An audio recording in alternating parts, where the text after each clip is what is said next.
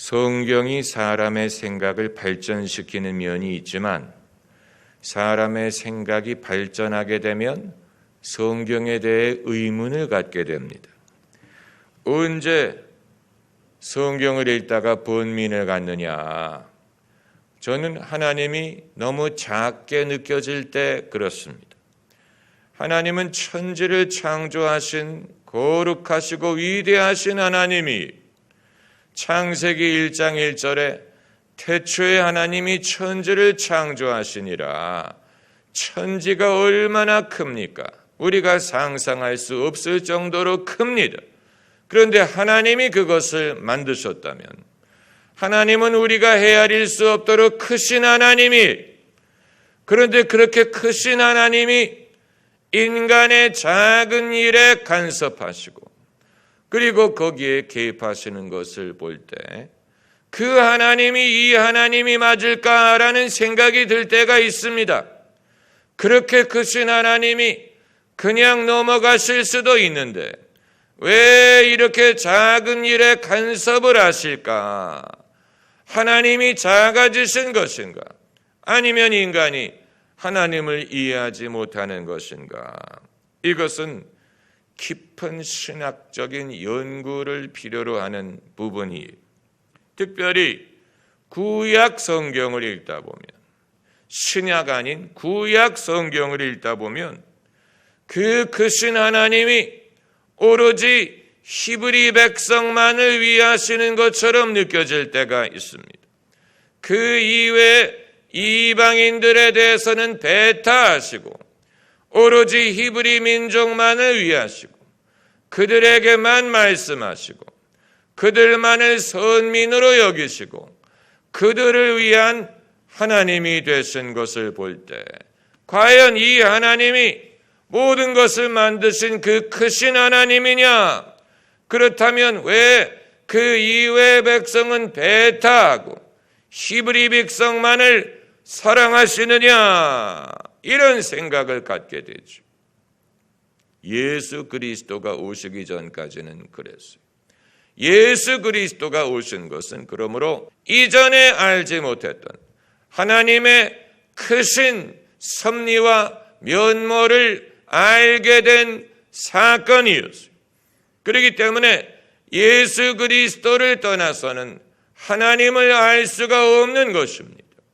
예수님 말씀에 나로 말미암지 않고는 하나님께로 올 자가 없느니라. 이 말씀은 예수님을 통하지 않고는 구원을 받을 수 없다라는 뜻도 되지만 예수 그리스도로 말미암지 않고는 하나님을 알 수 없고 하나님께 올 수 없다라는 뜻이 된 것입니다. 왜냐하면 예수 그리스도를 통해 이전에는 히브리인만의 하나님이었던 여호와 하나님이 만민의 하나님, 만민에게 복음을 전파하게 되고 모든 족속으로 제자를 삼게 되는 놀라운 역사가 예수 그리스도가 오심으로 말미암아 시작되었기 때문입니다. 구약 성경은 하나님의 영감으로 기록된 하나님의 말씀이지만 그러나 구약 성경에 등장하는 하나님은 아직 하나님을 완전히 계시하지 않았어요. 부분적인 계시였어요. 예수님이 오심으로 비로소 하나님에 대한 완전한 계시가 이루어질 수 있었습니다. 이건 우리가 이미 알고 있는 일이에요. 예수님으로 말미암아 하나님은 영이라는 사실을 알게 되고 신령과 진정으로 하나님을 예배할 길이 열리지 않았습니까? 그렇기 때문에 예수님의 오심은 마치 하나님에게는 신장개업과도 같은 일이었어요. 하나님이 대비하시는 것과 같은 것이었어요. 그 이전에 누구에게도 알려지지 않았던 하나님의 놀라운 면모가 이제는 만민에게 알려질 수 있는 길이 열린 것입니다. 우리가 신약 시대에 산다는 것이 얼마나 놀라운 특권인지를 이것이 보여주는 것이고 그렇기 때문에 이것을 말세라고 부르는 것입니다. 말세라는 말은 이제 다 끝났다, 끝이 왔다라는 뜻이라기보다는 이제 그 마지막 계시, 마지막의 섭리가 이루어지는 때가 되었다라는 말을 하는 것입니다. 제가 왜 이런 말씀을 드리냐면 오늘 본문에 이제 하나님께서 사울 왕을 심판하시는 장면이 나오는데 하나님의 심판은 두려운 것이죠. 하나님은 심판하시는 하나님이 사람이 한 번 사는 것은 정한 것이요 이후에는 심판이 있으리라 산 자와 죽은 자를 심판하러 오신다고 했어요. 그런데 심판에 대해서 생각할 때 우리가 번민하는 것은 복음을 들을 기회도 없었고 하나님을 알지도 못했고 하나님을 경험한 적도 없는 사람을 하나님이 왜 심판하실까? 그들을 심판하실 권한이 하나님에게 있을까? 만일 그런 사람을 심판하신다면 하나님이 불공평한 것이 아니냐 하는 문제가 제기가 되는 것입니다. 여러분, 내가 누구를 알지도 못하고 대화를 해본 적도 없고 그 사람도 나를 모르고 나도 그 사람도 모르고 서로 교류한 적도 없는 사람에게 청구서를 보낸다고 한다면 그게 말이 되겠습니까? 아는 사람, 교류가 있는 사람, 오가는 게 있는 사람에게 편지를 보내든 청구서를 보내는 것이지 만난 적도 없고 알지도 못하는 사람에게 청구서를 보낼 수 없는 것처럼 하나님이 심판을 하신다면 적어도 그 사람이 하나님을 알아야 되지 않겠습니까? 하나님과 교류한 적이 있어야 하지 않겠습니까? 그래야 하나님도 그 사람에게 하실 말씀이 있는 것이고 그 말씀을 하실 권한이 있는 것이 아니겠습니까? 그런데 우리가 갖는 번민은 예수님을 믿지 않는다는 이유로 하나님에 대해 알 기회도 없었고 하나님과 교류도 없고 하나님의 선하심을 경험해 본 적도 없는 사람을 하나님이 일괄적으로 심판하신다면 그건 우리가 납득하기 어려운 것입니다. 그렇기 때문에 하나님이 누구를 심판하신다고 했을 때 하나님은 어떤 사람을 심판하실 권한이 있으시냐 하는 질문이 생기는 것입니다. 그 질문에 대한 해답을 오늘 본문에서 얻을 수가 있습니다. 사무엘상을 읽다 보면 사무엘처럼 모진 사람이 없고 하나님처럼 오음하신 분이 없고 사울 왕이 불쌍하게 여겨질 때가 있어요. 오늘 우리가 공부하고자 하는 것은 사울을 심판하시는 것이 옳으냐 그르냐, 사울이 어떤 죄를 지었느냐 이게 아니고 하나의 사례로서 하나님이 누구를 심판하실 때 어떤 경우에 어떤 사람에게 심판을 하시고 그리고 그것이 하나님의 공의로운 심판이 될 수 있느냐를 생각해 보고자 하는 것입니다. 제가 사무엘상을 읽으면서 모진 사무엘, 엄한 하나님, 불쌍한 사울 이렇게 생각을 하는 중에 불현듯 이 구절이 이해가 됐어요. 오늘 본문에 하나님께서는 어떤 사람을 어떤 경우에 그리고 어떤 권한에 의해 심판하시느냐 하는 단서가 나옵니다. 오늘 본문 말씀, 오늘 본문 이 20절이 아니고 17절에 사무엘이 말하기를 사무엘이 가로되 왕이 스스로 작게 여길 그때에 이스라엘 지파의 머리가 되지 아니하셨나이까? 여호와께서 왕에게 기름을 부어 이스라엘 왕을 삼으시고, 이 말은 당신은 충분히 알만한 사람이다 라는 말, 당신은 충분히 하나님의 뜻을 알만한 사람이다. 이미 하나님의 은총을 겪어본 적이 있는 사람이다.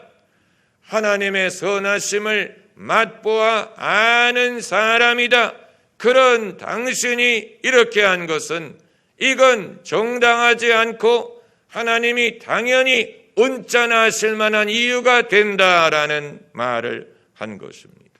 이게 우리에게 단서가 되는 것은 하나님은 누구를 심판하시느냐?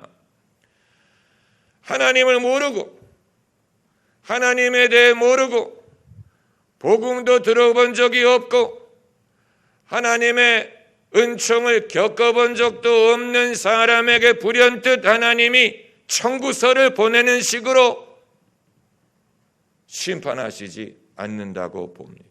하나님께서는 당신을 충분히 알만하고 알고 있었고 하나님과의 교류가 있었고 하나님의 은총을 겪어본 적이 있는 사람, 그런데 그 사람이 충분히 알만한 사람이 바르게 행하지 않았을 때 그때 그 사람을 심판하시고 심판하시기 전에 내가 이렇게 하는 것이 너에게 마땅하다라는 것을 다 이르시는 분이. 그렇기 때문에 본문에서 하나님이 이전에 사울에게 행하신 이 일을 먼저 일깨워 주신 것입니다. 내가 스스로 작게 여길 때 이스라엘 지파의 머리가 되지 않았습니까? 하나님이 당신에게 기름을 부어 왕이 되게 하지 않았습니까? 이미 하나님이 당신에게 이 많은 것을 해주지 않았습니까? 그걸 기억하지 않습니까? 라는 말을 하는 것입니다. 성경에 보면 하나님이 1대1로 누구를 책망하신 사례들이 여러 명 나옵니다. 그 사례를 일일이 돌아보면 모르던 사람에게 별안간 청구서를 보내시는 식으로 심판하신 적은 없어요. 다 이전에 경고를 하셨고 하나님을 알만한 것이 충분히 있었고 그리고 하나님의 혜택을 누려본 적이 있는 사람에게 그것을 상기시키시고 그럼에도 너희가 왜 이렇게 하였느냐 이렇게 물으셨어요. 가인에게 그렇게 하셨죠. 가인이 동생 아벨을 죽이기 이전에 이미 하나님이 경고하셨어요. 죄의 소원은 너에게 있으되 너는 죄를 다스릴지니라 경고하셨죠. 그리고 가인이 듣지 않고 동생을 죽인 후에 하나님께서 너는 이제 유리하는 자가 되리라 그랬는데 가인이 그렇게 되면 사람들이 나를 죽이고 뭐 이렇게 될 것입니다 하소연을 했더니 하나님이 가인에게 표시를 해서 사람이 그를 건드리지 못하게 할 정도로 배려를 하셨죠. 또 모세에게도 하나님이 나무라신 적이 있습니다. 모세가 이 반석을 지팡이로 쳐서 물이 나오게 했을 때 하나님이 내가 너에게 이렇게 했고 저렇게 했고 이렇게 명했고 내가 이미 너를 여러 가지 방법으로 인도했는데 왜 내가 나를 멸시하고 이렇게 하였느냐. 그 말은 하나님을 알 만한 것이 충분히 있었다는 얘기, 하나님의 뜻을 알고 하나님이 어떤 분인지를 충분히 알 만한 사유가 있었는데 내가 그렇게 했다라고 상기를 시키시고 이런 식으로 하나님을 몰랐던 사람을 별안간 심판하는 게 아니에요. 충분히 알고 있었고 알만한 이유가 있고 혜택을 많이 입었어요. 그것을 상기시킨 것입니다. 사울 왕도 마찬가지. 여기에서 이제 우리가 발견하는 것은 하나님은 누구를 심판하실까? 하나님이 누구를 심판하실 권한이 있으시냐? 하나님은 하나님이시기 때문에 원하시는 것을 다 하실 수 있지만 그럼에도 하나님은 공의로운 하나님이시기 때문에 첫째로 모르는 사람을 심판하시지 않아요. 사람도 하나님을 모르고 하나님도 그 사람을 모르고 서로 교류한 적도 없고 하나님의 선하심을 맛보아 알지 못하는 사람을 심판하실 것 같지 않아요. 그건 하나님에게 공의로운 것이 아니기 때문에. 두 번째로 하나님의 그 사랑, 은총을 겪어보지 못하는 사람을 심판하실 것 같지 않아요. 그건 모진 하나님이 되는 것입니다. 각박한 하나님이 되는 것입니다. 주는 것이 없이 달라고만 하실 하나님처럼 우리가 생각할 수 없지요. 주는 것은 아무것도 없이 달라고만 하실 하나님이 아니에요. 그리고 세 번째로는 사람이 납득을 못할 방법으로 심판하시지 않습니다. 납득을 못할 방법. 하나님의 성품 중에 하나가 공의로운 하나님이란 뜻입니다. 공의로운 하나님. 한번 따라해 보세요. 공의로운 하나님. 그 말은 하나님이 거룩하다라는 뜻이 아니고 하나님이 도덕적이라는 뜻이 아니에요. 공의로운 하나님이란 뜻은 하나님이 옳다라는 뜻입니다. 하나님이 하시는 일이 옳다. 하나님의 선택이 옳다. 하나님이 하신 모든 일이 옳다. 그러므로 하나님은 옳은 하나님이다. 그게 공의롭다는 뜻이에요. 사람이 하나님의 심판을 납득하지 못한다면 하나님을 공의롭다고 여길 수 없을 것입니다. 여러분, 마지막 심판을 상상을 해보신 적이 있습니까? 마지막 심판.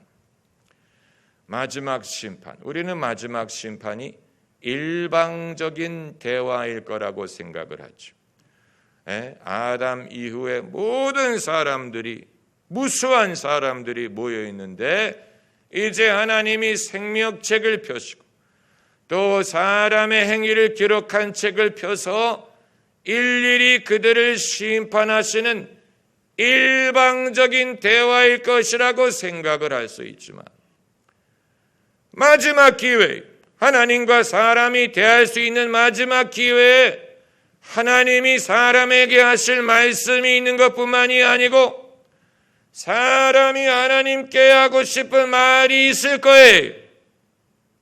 하나님, 그때 왜 나를 버리셨나이까? 하나님, 왜 우리에게 이런 일들을 허락하셨나이까? 그때 하나님은 어떤 뜻으로 이런 일을 행하셨나이까?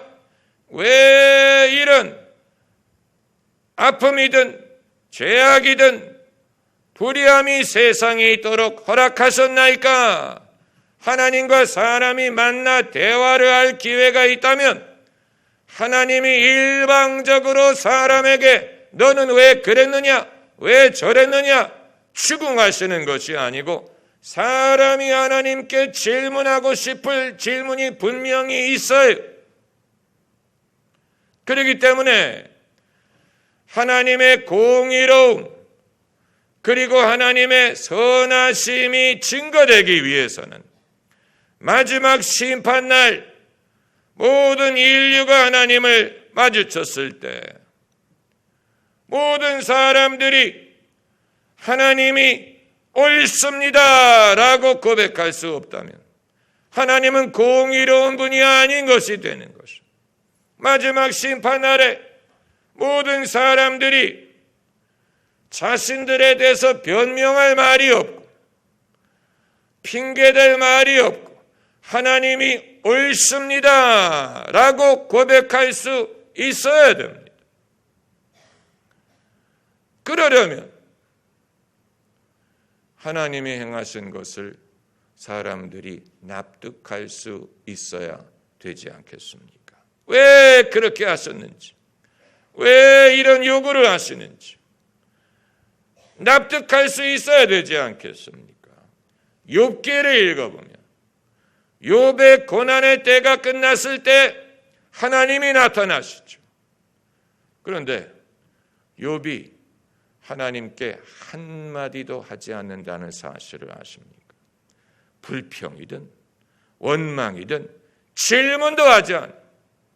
욥이 하나님 앞에 제가 입을 가리우며 회개하나이다라는 말만 합니다. 이게 의미심장한 거예요. 욥과 하나님이 만나는 순간은 1편의 종말론과 같은 거예요. 마지막 심판자리와 같은 거예요. 그 자리에서 평소에는 내가 하나님을 뵈면 물어봐야지, 불평해야지라고 생각했던 것이 하나도 기억나지 않고 하나도 불평할 거리가 없고 하나님이 옳습니다 라고밖에 말할 수 없는, 욥이 그러기 때문에 한마디도 하지 못한, 한마디. 아마 여러분은 한마디도 할 말씀이 없는 분은 없을 거예요. 다 할 말씀이 있을 거예요. 왜, why, how, when, who, whom, what. 그렇기 때문에 오늘 본문에서 사무엘 선지자가 사울을 타이르는 것, 상기시키는 것입니다. 설교자의 가장 중요한 사명이 여기에 있다고 저는 봅니다. 설교자의 가장 중요한 사명은 예수 믿고 천국 가세요라는 약간 피상적인 그런 말보다는 하나님이 당신의 삶 속에 이미 함께 하십니다. 하나님이 이미 당신에게 은혜를 베푸셨습니다. 하나님의 은혜가 우리 모두에게 족합니다. 하나님은 이미 우리에게 많은 선을 베푸셨습니다. 그렇기 때문에 우리가 하나님에게 불평할 수 없습니다. 하나님이 하시는 일이 옳습니다. 이걸 타이르는 일이에요. 이게 가장 중요해. 이래야 사람들은 이미 하나님의 사랑을 받고 있다는 사실을 알게 될 것이다. 하나님이 내게 공의로운 분이라는 사실을 알게 될 것이다. 그럴 때 우리 삶에 일고 있던 태풍이 잠잠해질 것이다. 분노든 원망이든 불평이든 우리 마음에 풍랑이 잠잠해질 수 있는 이유는 이미 하나님이 내게 선하셨고 하나님은 이미 나와 함께 하신다는 것을 알게 될 때, 하나님을 뵐 수 있다면 하나님을 뵈는 그 일 자체만으로 우리의 풍랑을 잠잠하게 할 수 있을 거예요. 그래서 그전에는 할 말이 많았는데 하나님의 영광을 뵈는 그 순간에 그 말이 다 하나도 기억이 나지 않는, 그게 하나도 중요하지 않은, 할 말이 없는, 할 말이 입이 10개라도 할 말이 없는, 하나님이 하시는 심판이 공의로운 이유가 바로 거기에 있습니다. 하나님은 그냥 모르는 사람에게 청구서 보내시는 분이 아니에요. 이미 알고 있었고 이미 많은 은총을 베푸셨고, 우리가 주님의 음성을 들을 때 그 음성이 나무라는 음성이 되지 않기를 바라는 것입니다. 나무라는 음성이 되지 않기를 바라는 것입니다. 주의 음성을 내가 들으니 사랑하는 말일세. 오직 사랑하는 주님의 음성만을 듣기를 바라는 것입니다. 할렐루야.